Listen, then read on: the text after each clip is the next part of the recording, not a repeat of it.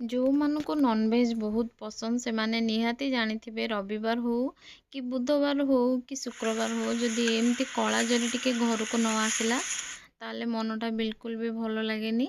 तो देखंतु आज मु भी आनी रोही माछ टिके ता सहित एमती छोटिया छोटिया चिंगुड़ी माछ।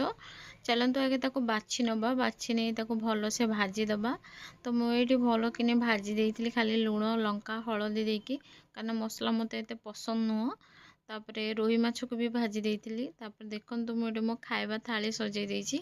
तो आज खाइबार आपण माने देखुचंती तो माछ भजा अछि काकुड़ी अछि आ जो काकुड़ीटा को मु काटिके रखिथिली मो झियो ताको आगुआ खाई देइछि। तापर मते कहूछि ना देख मामा मु कोन गुटे कर देइछि।